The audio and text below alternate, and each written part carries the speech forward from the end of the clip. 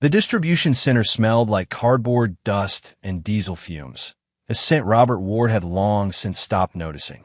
His shift ended at 6, same as always, and he walked through the warehouse with his lunch bag tucked under one arm, nodding at the night crew filtering in through the loading bay.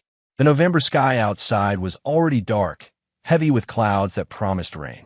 Robert climbed into his truck, a 9-year-old Ford with rust spots creeping along the wheel wells. The engine turned over with a reluctant cough.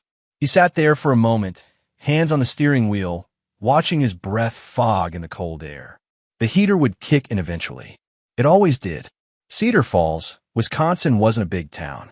20 minutes from the warehouse to home if traffic was light, 25 if the train was crossing at Miller Road. Robert preferred the drive. It gave him time to shift gears mentally to prepare for whatever waited at the house. Lately, that meant silence. Lucy had stopped asking about his day months ago. Now when he walked through the door, she barely looked up from her phone. They moved around each other like strangers sharing a waiting room, polite and distant. The only warmth in that house came from Mary, his 7-year-old daughter, who still ran to hug him when he got home, who still told him about her school day in breathless detail while he made dinner. Robert turned onto County Road 14, his headlights cutting through the gathering dusk. The first drops of rain hit the windshield. He turned on the wipers. They scraped across the glass with a rhythmic squeak that needed attention he kept putting off. His phone buzzed in the cup holder. He glanced down at the screen. Lucy, Mom's coming for dinner tomorrow. No question mark. No request. Just a statement. Robert's jaw tightened. Rachel Hale, Lucy's mother, a woman who had made her opinion of him clear from the day they met, who looked at his work-worn hands and second-hand clothes with barely concealed disgust. Every visit was a performance, Rachel presiding over their dinner table like a visiting dignitary inspecting peasant quarters. The rain picked up. Robert turned the wipers to a faster setting. He didn't respond to the text. The road curved ahead, following the tree line. Robert knew this stretch well. He'd driven it 1,000 times. But tonight the rain was coming down harder, bouncing off the pavement in silver needles. The temperature had dropped fast. Black ice weather. He eased off the gas, keeping his speed steady. The truck hit the patch of ice, doing 40. Robert felt the wheels lose traction. That sickening, floating sensation. He turned into the skid, muscle memory from years of Wisconsin winters, but the truck had its own momentum now. The guardrail rushed up fast, metal posts streaking past his peripheral vision. The impact came with a sound like 1,000 tin cans crumpling at once. Robert's seatbelt locked hard across his chest. His ribs screamed. Something hot and sharp stabbed through his left side. The airbag deployed, powder filling the cab, and then everything went still except for the hiss of steam from under the crumpled hood and the steady drum of rain on metal. He sat there, hands still gripping the wheel, trying to breathe. Each inhale felt like broken glass shifting inside his chest. His knee throbbed. When he looked down, it was already swelling against his jeans. Red and blue lights appeared in his rearview mirror. The emergency room at Cedar Falls Memorial was the kind of place that smelled like antiseptic and old coffee, where fluorescent lights hummed overhead and distant intercoms called for doctors Robert would never meet. He lay on a gurney in a curtained bay, stripped to a hospital gown, while a technician with kind eyes positioned an X-ray machine above his torso. "Deep breath and hold," she said. Robert tried. The pain stopped him halfway. "That's okay. Just relax." The machine clicked. She moved it, adjusted the angle. Click, click. A doctor came in 20 minutes later, a tired-looking woman in her 50s with reading glasses pushed up into her graying hair. She pulled up the images on a computer mounted to a rolling cart. 3 cracked ribs on the left side, she said, pointing at the screen without looking at Robert. Bruised lung, but no puncture. That's the good news. The knee is a grade 2 sprain. You'll need a brace and crutches for at least 6 weeks. When can I go home? We're keeping you overnight for observation. Bruised lung can develop complications. If your breathing stays stable, you can leave tomorrow afternoon. Robert closed his eyes. Tomorrow was Friday. He was supposed to work Saturday and Sunday. Double time on weekends. They needed that money. Can I use my phone? The doctor gestured to the plastic bag with his belongings. Keep it short. You need rest. After she left, Robert dug out his phone. The screen was cracked, but still working. He pulled up his supervisor's number and sent a text explaining what happened, asking about short-term disability. Then he hesitated over Lucy's name in his contacts. He should call her, tell her about the accident. But something stopped him. Maybe it was the way she'd looked at him that morning, her eyes sliding past him while she poured coffee. Maybe it was the text about her mother coming to dinner, that casual assumption of control. Robert put the phone down, let her find out her own way. They moved him to a room on the 3rd floor. It was small, the kind of space designed for efficient suffering, a bed with rails, a chair for visitors, a window looking out at the parking lot. Robert lay propped against thin pillows, Furline taped to his arm, watching headlights move across wet asphalt below. His ribs hurt when he breathed. His knee throbbed in steady pulses. The pain medication made everything feel wrapped in cotton, distant and slow.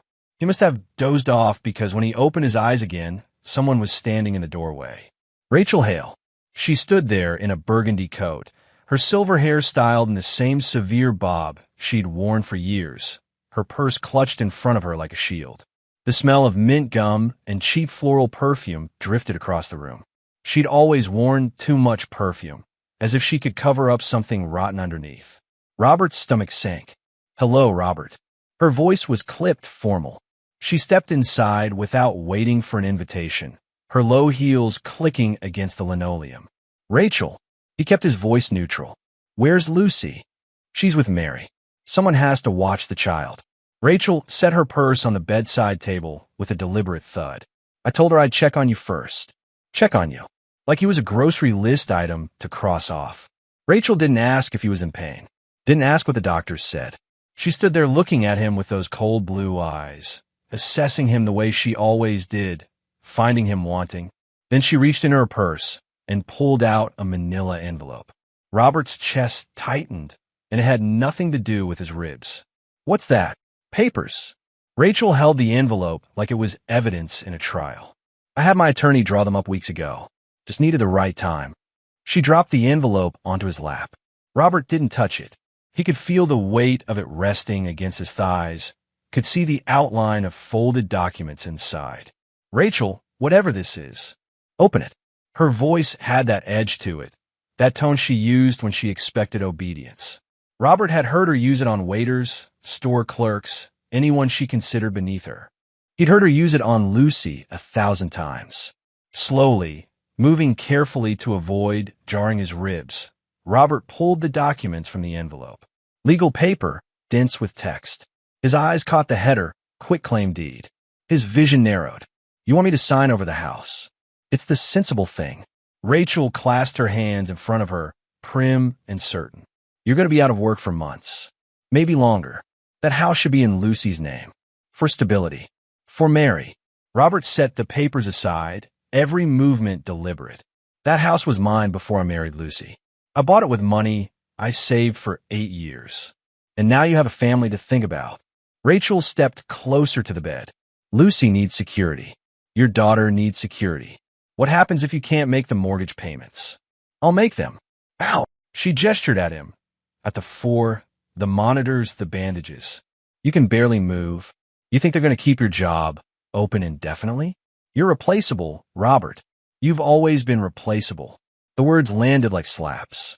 Robert stared at her, at this woman who had spent years making him feel small, who had never bothered to hide her contempt.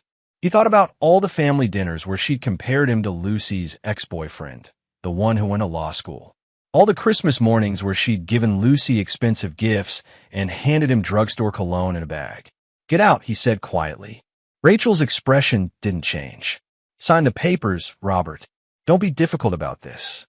I said get out. You're being childish. She reached for the papers on his bed, as if she could make him sign by force of will alone. Robert pushed her hand away. It wasn't a hard push, barely a touch, but Rachel's face transformed, her features twisting with something ugly. Don't you dare, she hissed. She jabbed her finger into his left side, right where the ribs were cracked, right where the worst pain lived. Robert gasped. The sound came out louder than he meant, a sharp intake of breath that tore through his throat. White light exploded behind his eyes.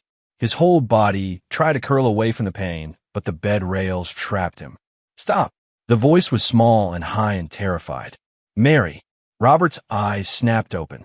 She was standing in the doorway, her pink backpack still on her shoulders, her face pale with fear. She must have come with Rachel. Must have been waiting in the hallway. Leave Daddy alone. Mary screamed, tears streaming down her cheeks. A nurse appeared behind Mary, a solid woman in purple scrubs who took one look at the scene and moved fast. Ma'am, step away from the patient. Rachel pulled her hand back, her face flushing red.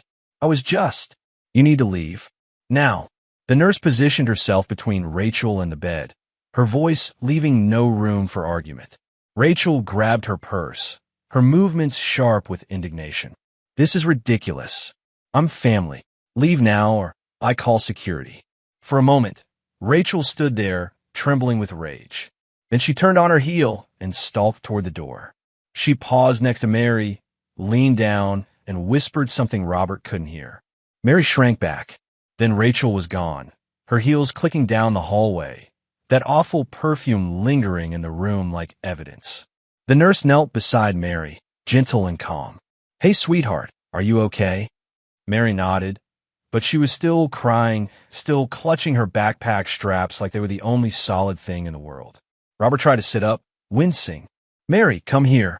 The nurse helped her over to the bed. Mary climbed up carefully, avoiding his injured side, and buried her face against his shoulder. Her whole body shook. It's okay, baby. I'm okay.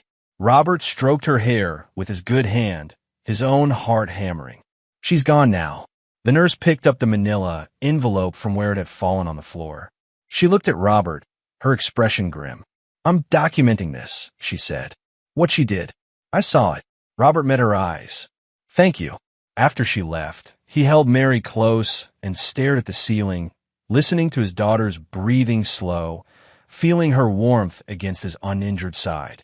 Something had changed in that room. Some line had been crossed.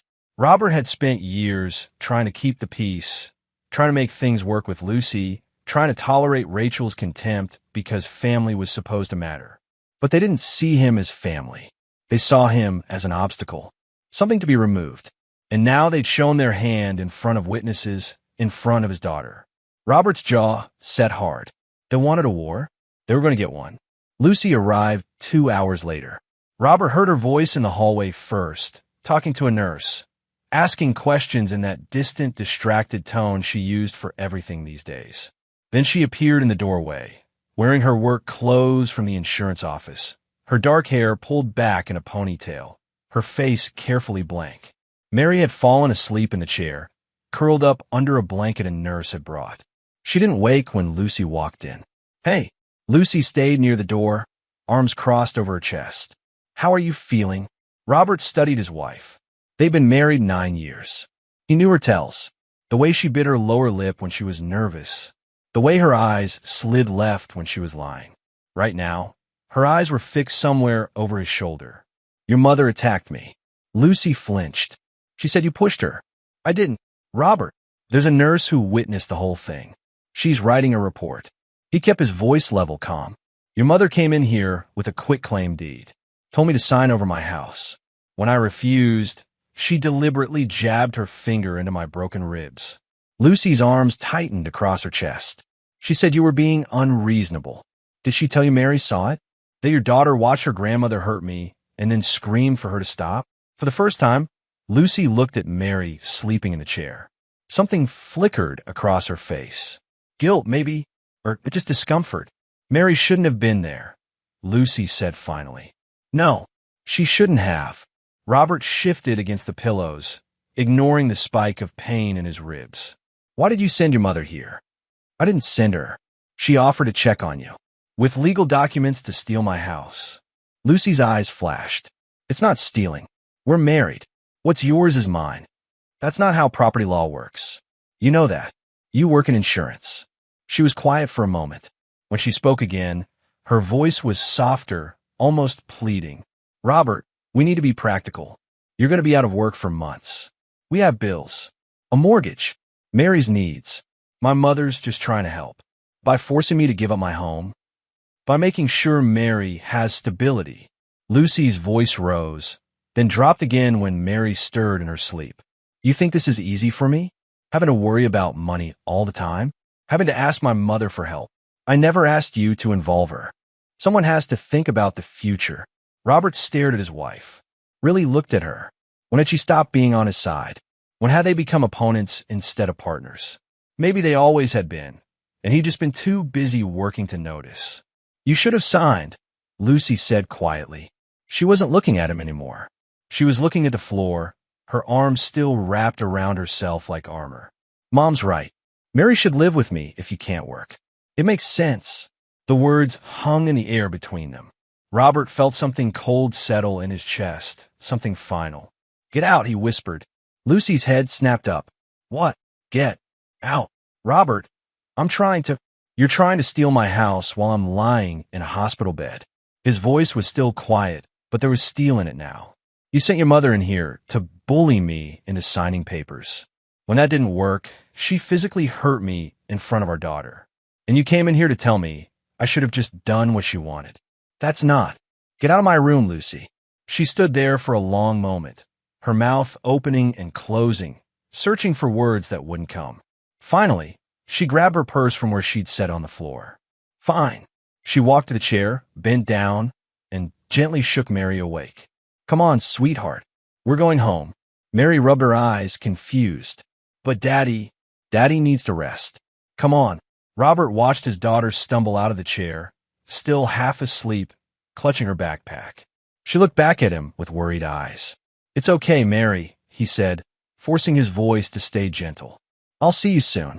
Lucy guided her out of the room without another word.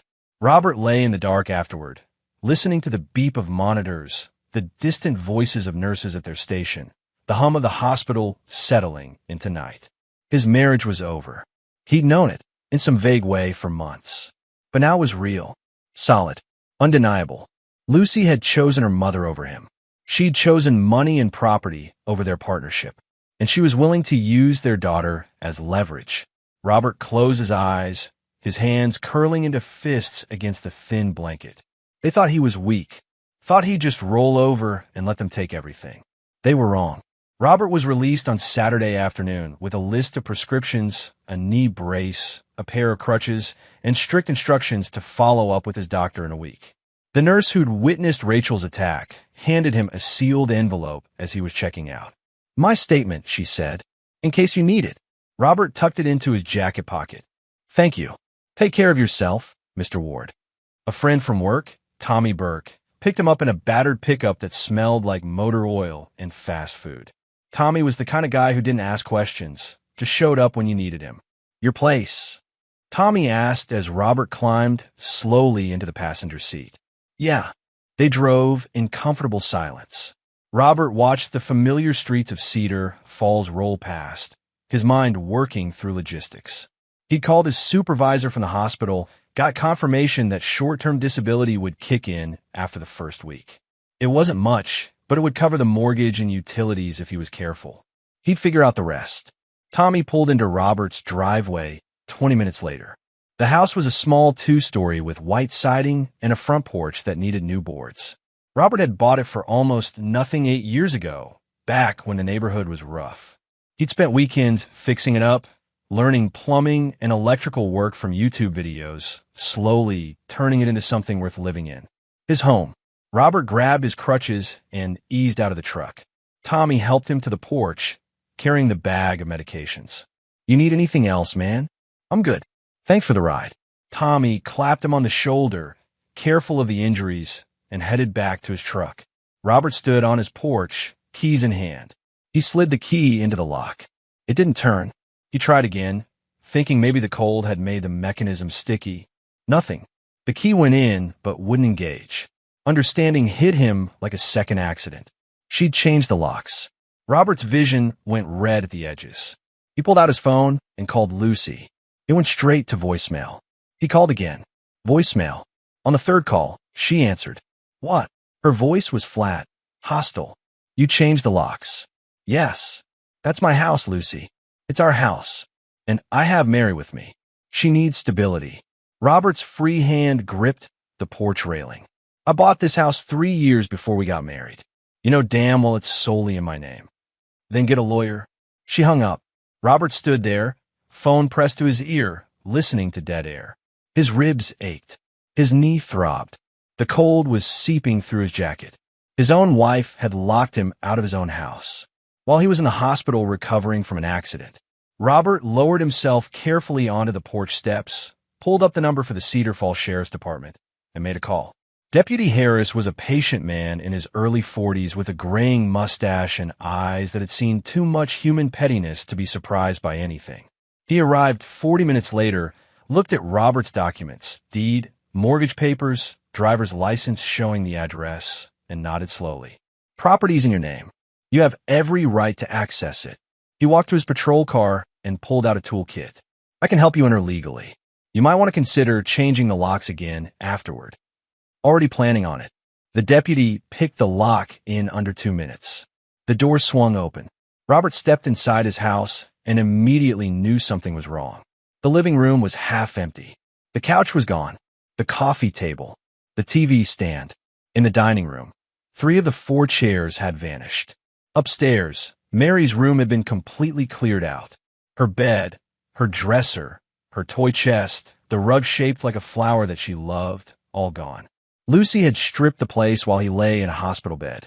Robert stood in the empty doorway of his daughter's room, knuckles white on his crutches. Deputy Harris appeared behind him. Jesus. Yeah. You want to file a report? Not yet. Robert's voice was cold, controlled. But I want this documented. Photos, inventory, everything. Smart man. The deputy spent 20 minutes photographing the house, making notes. When he was done, he handed Robert his card. Custody cases get ugly, Harris said quietly. I've seen it before. My advice? Document everything. Get a lawyer. And don't do anything that could be used against you. Robert took the card. Thank you. After the deputy left, Robert locked the door behind him and stood in his half-empty house, breathing carefully around the pain in his chest. This was warfare. Lucy had thrown the first real punch, and she'd done it while he was vulnerable. But she'd made a mistake. She'd done it illegally, provably, with a law enforcement witness. Robert pulled out his phone and started making a list. First, security cameras. He needed eyes on his house, on who came and went, on any attempt to harass or intimidate him. Second, a family law attorney, someone who understood property rights and custody battles. Third, documentation. Every text, every email, every interaction went into a file from now on. Fourth, communication boundaries. Everything in writing. No phone calls, no in-person arguments. Create a paper trail that couldn't be denied later. Robert hobbled to the kitchen and found an old notebook in a drawer. He started writing down everything that had happened in the past 48 hours while it was fresh. Rachel's attack, the nurse's intervention, Lucy's conversation in the hospital, the changed locks, the stripped house. He wrote until his hand cramped, until the pain medication started wearing off and his ribs screamed for rest. Then he went upstairs to his bedroom, the one room Lucy apparently hadn't touched, and carefully lowered himself onto the mattress. Robert stared at the ceiling and thought about his daughter. Mary was caught in the middle of this, scared and confused. He couldn't let this turn into the kind of custody battle that destroyed children. But he also couldn't let Lucy and Rachel take everything. There had to be a way through, a way to protect Mary and still defend what was his. Robert closed his eyes, exhaustion pulling at him. He'd find it. He had to. Monday morning, Robert called a locksmith and had every lock in the house changed. Cost him $200 he couldn't really afford, but it was necessary. The locksmith was gone by noon. At 1 o'clock, installation technician arrived to set up security cameras. Robert had researched systems all day Sunday, finally choosing one that recorded to cloud storage, motion activated, with cameras covering the front door, back door, driveway, and living room. Expecting trouble, the technician asked as he mounted the front door camera, preventing it. By 3 o'clock, the system was live. Robert could check the feeds from his phone, review recordings, get alerts when motion was detected. He felt slightly less exposed. That evening, He sat at his kitchen table with his laptop and started searching for family law attorneys in Cedar Falls. Most of the websites looked the same. Stock photos of smiling lawyers, promises of aggressive representation, consultation fees he couldn't afford. He was about to give up when he found Patricia Vance. Her website was simple, no stock photos. Just a headshot of a woman in her mid-50s with short, gray hair and serious eyes, and a bio that mentioned 20 years of family law experience, including high-conflict custody cases. Her consultation fee was reasonable. Robert sent an email requesting an appointment. She responded within an hour. Wednesday at 10 a.m. Bring all relevant documents. Robert started gathering papers. The hospital incident report, the nurse's statement, photos of his stripped house, the deed to the property, his marriage certificate, financial records. He built a file 2 inches thick. On Tuesday, Lucy texted him. "Lucy, we need to talk about Mary's schedule." Robert didn't respond immediately. He screenshotted the message, saved it to his documentation folder, then replied. "Robert, all communication regarding Mary should be in writing. What specific schedule are you proposing?" "Lucy, I have her for school days. You can have weekends." "Robert, no. I want her home during the week. She goes to Riverside Elementary, which is 6 blocks from here." "Lucy, I already enrolled her at Parkview." Robert's jaw clenched. Parkview was across town, near Rachel's house. "Robert, you changed her school without consulting me?" "Lucy, I'm her mother. I can make these decisions." "Robert, not without my agreement. You can't. This is a conversation for lawyers." "Lucy, fine. My mom says you're being impossible." "Robert, your mother assaulted me in a hospital. I don't care what she says about anything." Lucy didn't respond after that. Robert added the text exchange to his file. Patricia Vance's office was in a converted house on Elm Street, a quiet space with bookshelves full of legal texts and a desk cluttered with case files. She shook Robert's hand with a firm grip and gestured to a chair across from her. "Tell me everything," she said. Robert talked for 40 minutes straight. He laid out the timeline, the hospital incident, Rachel's attack, Lucy's actions, the changed locks, the stripped house, the unilateral school change. He showed her his documentation, every photo, every statement, every text message. Patricia listened without interrupting, taking notes on a yellow legal pad. When he finished, she leaned back in her chair and studied him. "You've been smart about this," she said. "Documentation, witnesses, keeping communication in writing. That's going to help. Can they take my house?" "Not without a court order, and they won't get one. The house is your separate property, acquired before marriage. Wisconsin law is clear on that." She tapped her pen against the legal pad. "The assault in the hospital is more serious. That's potential criminal charges, civil liability. The changed locks while you were hospitalized could be considered custodial interference. What about Mary? That's the complicated part." Patricia folded her hands on the desk. "Wisconsin presumes joint legal custody in divorces unless there's evidence one parent is unfit. Lucy's unilateral decisions, changing schools, removing all of Mary's belongings from your home, those work against her. But she'll argue you can't care for Mary while you're injured." "I'm healing. Doctor cleared me for light activity." "Get that in writing. We'll need medical documentation that you're capable of caring for a child." Patricia pulled out a blank intake form. "I'm going to file for emergency temporary custody order. We'll request a hearing within 2 weeks, present all of this evidence, and ask the court to establish a formal custody arrangement. What are the chances? Honestly, you're in a strong position. You own the home outright. You have stable employment with disability coverage. You've been Mary's primary caregiver during your marriage. Lucy worked full-time. I handled school pickups, homework, meals, bedtime. She knows that. Document it. Photos of you at school events, report cards you signed, medical appointments you attended. Anything that shows you've been an active, engaged parent." Robert nodded. His phone was full of pictures from Mary's school plays, her soccer games, birthday parties he'd organized. Patricia slid a retainer agreement across the desk. "This is going to get expensive. Custody battles always do. But you're fighting for your home and your daughter. That's worth the cost." Robert looked at the numbers on the page. It would drain his savings, put him on a payment plan that would last months. He signed anyway. "One more thing. Patricia said as he was leaving. The assault. I know the nurse filed a report, but I want you to consider pressing charges against Rachel Hale. Not just for revenge, though that's tempting, but because it establishes a pattern of hostile, aggressive behavior toward you. That matters in custody cases. Won't that make Lucy more defensive? Lucy's already defensive. She locked you out of your house and kidnapped your daughter's belongings. This isn't about being nice anymore, Robert. This is about protecting your rights and your child. Robert thought about Mary's face in the hospital, the terror in her eyes when Rachel attacked him. I'll do it, he said. The temporary custody hearing was set for November 28th, 2 weeks away. Robert spent those 2 weeks building his case. He went to his doctor, got full medical clearance that he could safely care for a child. He gathered school records showing he'd attended every parent-teacher conference, every school event. He compiled photos spanning 7 years. Mary's first day of kindergarten, family dinners he'd cooked, homework sessions at the kitchen table, bedtime stories. He filed a police report against Rachel for assault. The detective assigned to the case listened to the nurse's statement, reviewed the hospital security footage, and agreed to move forward with charges. Rachel was arrested on a Tuesday morning.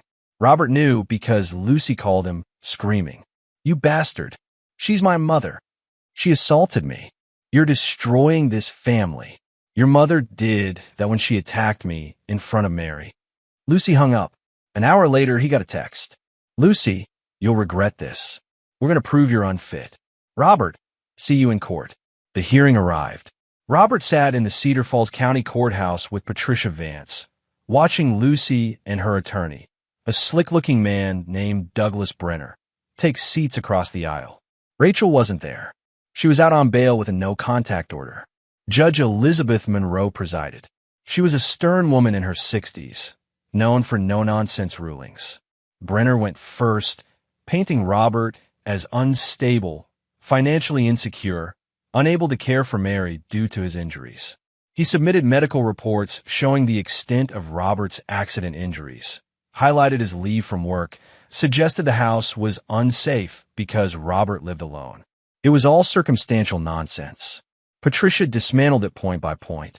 She submitted Robert's medical clearance, his financial records showing stable disability income, photos of the house, clean and well-maintained, with Mary's room fully furnished again with items Robert had purchased to replace what Lucy had taken.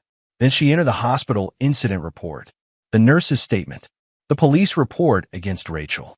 Finally, Patricia called Robert to testify. He sat in the witness chair, hand on the Bible, and told his story calmly, factually. The accident, the hospital, Rachel's attack, Lucy's changed locks, the stripped house. Mr. Ward, Judge Monroe interrupted. "Why did your wife change the locks while you were hospitalized?" "I don't know, Your Honor. She never explained." The judge looked at Lucy. "Mrs. Ward, you're not testifying today, but I'm going to ask you directly. Why did you change the locks?" Lucy stood, faltering. I thought he wasn't coming back. He was hospitalized for 2 days. I didn't know how long it would be. Did you communicate with him about this decision?" "No, Your Honor." Judge Monroe made a note. "Sit down, Mrs. Ward." Patricia continued. "Your Honor, we're asking for joint legal custody with primary physical placement with Mr. Ward. Mrs. Ward has engaged in a pattern of hostile, unilateral decision-making that's not in the child's best interests." Brenner objected. "Mrs. Ward has been caring for Mary continuously.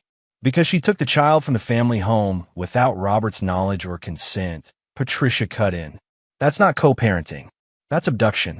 The judge held up a hand. "I've heard enough. Here's my temporary order. Joint legal custody, with both parents having equal decision-making authority. Physical placement will be split, with Mary spending weekdays with Mr. Ward and weekends with Mrs. Ward. Both parents are ordered to use a co-parenting communication app for all scheduling and decisions. Mrs. Ward will return all of Mary's belongings to the family home within 72 hours. Lucy's face went white. "And let me be clear," Judge Monroe continued, her voice hard. "Any further unilateral decisions, any interference with the other parent's time, any violations of this order will result in contempt charges and possible modification of custody. Do you both understand?" "Yes, Your Honor," Robert said. Lucy nodded, speechless. Good. I'm scheduling a final hearing for February 15th. In the meantime, you're both going to coexist civilly for the sake of your daughter. Court is adjourned. The gavel came down. Robert walked out of the courthouse with Patricia, the cold November air hitting his face. We won, Patricia said. First round. Don't underestimate this, Robert. You just got primary placement. That's huge. Robert looked back at the courthouse steps, where Lucy stood with her attorney, her face twisted with fury. She was talking on her phone, probably to Rachel. This wasn't over. Mary came home on a Sunday evening in early December. Lucy dropped her off without a word, just let her out of the car and drove away before Robert could even open the front door.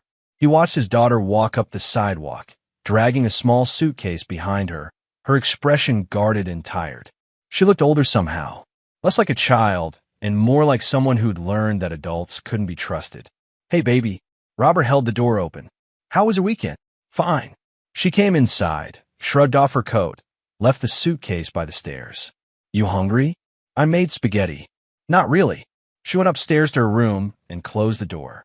Robert stood in the entryway, listening to the silence. This was what they'd done to her.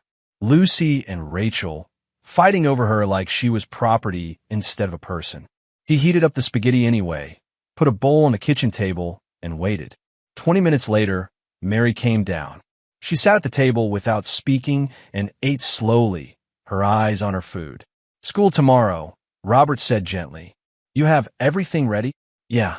Want to watch a movie after dinner? She shrugged. Robert didn't push. He just sat with her, let the quiet settle, gave her space to process whatever was happening in her head. After dinner, they watched an animated movie about talking animals. Mary curled up next to him on the couch, and by the third act, she was asleep against his shoulder. Robert carried her upstairs, tucked her into bed, and stood in her doorway, watching her breathe. Whatever else happened, he was going to protect this. The routine settled into an uneasy rhythm. Mary spent Monday through Friday with Robert, weekends with Lucy. Transitions happened in the school parking lot. Neutral ground, less chance for conflict. Lucy still glared at him every time, but she followed the court order. Rachel, facing assault charges, stayed away. Robert went back to work in January. His ribs healed enough for light duty. The distribution center put him on inventory management, desk work mostly, until his knee was fully recovered. Money was tight. Legal fees were draining his savings. But he kept the mortgage current, kept food on the table, kept Mary's life as normal as possible. She was doing better, talking more, smiling sometimes. Then, one evening in late January, everything changed. Mary came home from a weekend at Lucy's house quieter than usual. She went straight to her room, didn't want dinner, said she had homework. Robert gave her space. Around 9 o'clock, he knocked on her door. Mary, you okay in there? No answer. He opened the door carefully. She was sitting on her bed, backpack clutched against her chest, tears streaming down her face. Robert's heart clenched. Hey, what's wrong? She shook her head, lips pressed tight. He sat on the edge of her bed, not touching her, giving her room. Talk to me, baby. Whatever it is, we can handle it. I'm not supposed to tell you. Her voice was barely a whisper. Robert's entire body went cold. Did someone hurt you? No, not like that. She wiped her eyes with her sleeve. But Grandma was there this weekend. At Mom's apartment. She's not supposed to be. The judge said. I know. Mary's hands twisted in her backpack straps. She came over after Mom picked me up. They thought I was watching TV, but I heard them talking in the kitchen. Robert waited. Grandma told Mom she found someone on Facebook. Someone who knows how to make a parent look unfit. She said they've done it before, helped mothers get full custody. Mary's voice broke. She said they're going to say you're hurting me, that you're not safe. The world tilted. Robert sat very still, processing what he'd just heard. Rachel was planning to fabricate abuse allegations, using Mary as the weapon. Mary, look at me. She raised her eyes. Did anyone tell you to say I hurt you? Grandma said I might have to talk to people. Social workers. She said I should just tell them what she told me to say. Fresh tears spilled over. But I won't, Daddy. I won't lie about you. You never hurt me. Robert pulled her into a gentle hug, his mind racing. This was beyond custody games. This was criminal. False allegations of child abuse could destroy his life, his career, his relationship with his daughter. And Rachel was willing to do it. "I need you to tell me exactly what you heard," he said quietly. "Every word you remember. Can you do that?" Mary nodded against his shoulder. Robert called Patricia Vance from the kitchen while Mary got ready for bed. "They're planning to file false abuse allegations," he said without preamble. Patricia swore quietly. "You're sure?" Mary overheard them. Rachel and Lucy discussing at Lucy's apartment. Rachel's apparently connected with someone on Facebook who specializes in this. That's conspiracy to commit fraud. Possibly conspiracy to obstruct justice. Patricia's voice sharpened. "We need Mary's statement documented immediately. Can you bring her to my office tomorrow?" "She has school." "After school, then?" 3 o'clock. "And Robert? Don't communicate any of this to Lucy yet. If they know we're aware, they might accelerate their timeline." Robert's hands were shaking. "What if they file before we can act? Then we respond with everything we have. But I want to get ahead of this. I'm going to contact the prosecutor handling Rachel's assault case. This is escalation. This is witness tampering involving a child." After the call, Robert went upstairs. Mary was in bed, her nightlight casting soft shadows on the walls. "Daddy," she said as he sat on the edge of her bed. "Are you mad at me?" "What?" "No, baby. Never. I should have told you sooner. You told me when you could. That's what matters." He smoothed her hair back from her forehead. "Tomorrow after school, we're going to talk to my lawyer. She's going to ask you about what you heard. You just tell her the truth, okay? Exactly what happened." "Well, I have to tell a judge." "Maybe, but I'll be right there with you. You're safe, Mary. I promise." She held onto his hand. "I don't want to see Grandma anymore." "You won't have to. Not after this." Patricia's office felt different this time. More serious. A court reporter sat in the corner with a stenography machine, fingers poised. Mary sat in a chair next to Robert, her feet not quite reaching the floor. Patricia pulled her chair around the desk so they could talk face to face. "Mary, my name is Patricia. I'm your dad's lawyer. Do you know what that means? You help him." "That's right. And right now, I need your help too. I need you to tell me about last weekend at your mom's house. Can you do that?" Mary nodded. "This machine here," Patricia gestured to the stenographer, "is going to write down everything you say. That way we have a record. But you don't need to worry about it. Just talk to me like we're having a conversation." Okay. Tell me what you heard when your grandmother came over." Mary took a breath and started talking. She described the weekend, how Rachel arrived Saturday afternoon, how Mary had been watching cartoons in the living room. The kitchen was connected, no door between them. She could hear every word. "What exactly did your grandmother say?" Patricia asked gently. "She said," Mary's voice wavered. "She said she found someone on Facebook, a woman who helps mothers in custody cases. The woman told Grandma she's done this before. Made fathers look bad so mothers could get full custody. Did your grandmother say how they would do that?" "She said I might have to talk to social workers. That I should say Daddy gets angry and scary. But he's not safe." Mary looked at Robert, her eyes filling with tears. "But you're not scary, Daddy. You never are." "I know, baby." Robert's throat was tight. Patricia made notes. "Did your mom say anything during this conversation?"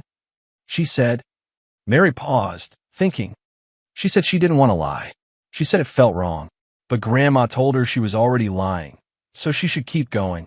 That Daddy would take everything if they didn't fight harder." The room was quiet except for the soft clicking of the stenography machine. "Is there anything else you remember?" "Grandma said they needed to move fast. Before the February hearing. She said once the social workers started investigating Daddy, the judge would have to give Mom full custody." Mary wiped her eyes. "I got scared. I didn't know what to do." "You did exactly the right thing telling your father," Patricia said firmly. "You're very brave, Mary." After the statement was complete, after Patricia had walked them through it twice more to make sure every detail was captured, Robert took Mary out for ice cream. She got cookie dough and a waffle cone and sat across from him in the brightly lit shop, looking small and exhausted. "Is Grandma going to jail?" she asked. "I don't know yet. Mom too." Robert hesitated. How did you explain this to a 7-year-old? That her mother had participated in a plan to destroy her father? Your mom made some bad choices, he said finally. Grown-ups do that sometimes. But whatever happens, you're going to be okay. I'm going to make sure of that. Mary nodded, licking her ice cream cone. Robert watched her and felt something hard settle in his chest. They tried to use his daughter as a weapon. That was unforgivable. Patricia moved fast. Within 48 hours, she'd contacted the prosecutor, submitted Mary's sworn statement, and filed an emergency motion with the court to modify custody and request a full investigation. The prosecutor, a sharp woman named Amanda Torres, took the case seriously. Conspiracy to file false abuse allegations was a felony. Using a child in the scheme made it worse. On a cold Friday morning, police arrived at Lucy's apartment with a warrant. They seized her phone, her laptop, her tablet. They were looking for Facebook messages, texts, any communication with Rachel about the plan. They found everything. Screenshots of conversations with a woman named Jennifer Hartwell, who ran a private Facebook group called Mother's Rights Network. Messages detailing strategies to build a case against Robert. Suggestions to document concerning behaviors that didn't exist. Advice on how to coach Mary without making it obvious. Lucy had participated in every conversation. When confronted with the evidence, she tried to minimize it. Said she was just venting, just scared, never actually planned to go through with it. But the messages were clear. They'd had a timeline. They'd had a strategy. They'd been 3 days away from filing a CPS report when Mary told Robert what she'd heard. The arrests happened on a Monday. Robert was at work when Patricia called. Rachel Hale was arrested this morning. Charges include conspiracy to commit fraud, attempted custodial interference, making false statements to defraud the court, and child endangerment. Robert sat down at his desk, legs suddenly weak. And Lucy? She was arrested an hour ago. Similar charges. Though her attorney is trying to argue, she was manipulated by her mother. Patricia's voice was grim. They're both being arraigned tomorrow. The prosecutor is asking for bail conditions that include no contact with you or Mary. What happens now? We wait for the arraignment. Then we prepare for the emergency custody hearing next week. With these charges filed, I'm confident the judge will grant you full custody. After the call, Robert sat in his office, staring at nothing.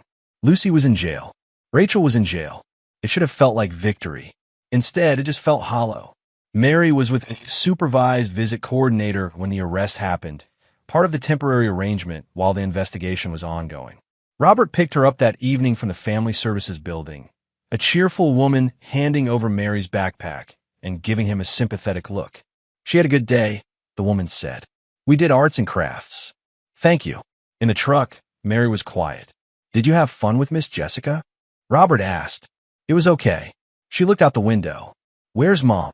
Robert's hands tightened on the steering wheel. He'd prepared for this question, rehearsed what he'd say. Your mom made some choices that weren't good. She's going to have to deal with the consequences of those choices. Is she in trouble? Yes. Because of me? Robert pulled into a parking lot, put the truck in park, and turned to face his daughter. Mary, listen to me. None of this is your fault. You told the truth. That's all you did. Your mom and your grandmother made their own decisions. You didn't make them do anything. Understand? She nodded, but her eyes were wet. I know this is hard, Robert said gently. I know it's confusing and scary, but you're safe now. And whatever happens next, we're going to get through it together. She unbuckled her seatbelt and climbed across the center console into his arms. Robert held her, staring out at the gray January sky, and made a silent promise. He would protect this child from everything, even from her own mother's consequences. The emergency custody hearing was brief. Judge Monroe reviewed the criminal charges, read Mary's statement, examined the evidence of the conspiracy. Her face was stone. Mrs. Ward, you and your mother attempted to weaponize the family court system. You planned to file false allegations of child abuse against Mr. Ward for the sole purpose of gaining custody and property. You involved your daughter in this scheme. The judge's voice could have cut glass. This court takes child welfare seriously. We also take fraud seriously. The combination is unconscionable. Lucy stood next to her public defender, her face pale and drawn. She'd been released on bail with an ankle monitor. Rachel was still in county jail, Bail denied due to her previous assault charge. I'm granting Mr. Ward full legal and physical custody of Mary. Judge Monroe continued. Mrs. Ward, you are granted supervised visitation only 2 hours per week at an approved facility. These visits will continue only if you comply with all court orders and criminal proceedings. Any violation will result in immediate termination of parental rights. Lucy's lawyer started to object. The judge cut him off. Furthermore, Rachel Hale is permanently barred from any contact with the child. No calls, no letters, no third-party messages.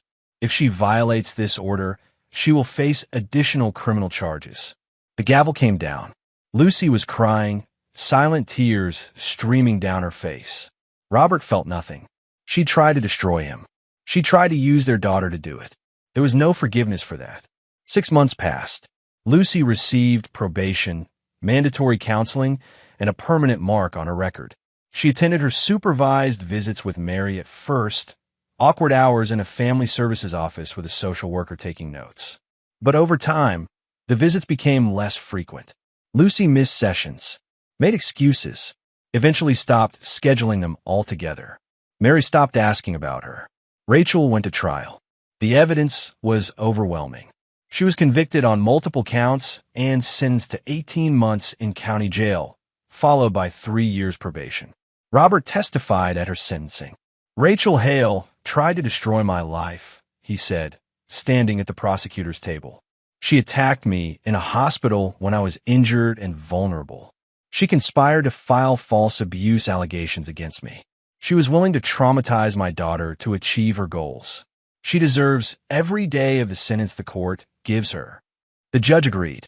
Robert walked out of that courthouse and didn't look back. By summer, life had found a new rhythm. Mary thrived. She made honor roll at school, joined a summer soccer league, started talking about her feelings in the counseling sessions Robert had arranged for her. The house was peaceful, just the two of them, building routines, creating memories. Robert got a promotion at work. Better hours, better pay. He put money aside from Mary's college fund. One evening in late July, they sat on the back porch watching fireflies drift across the yard.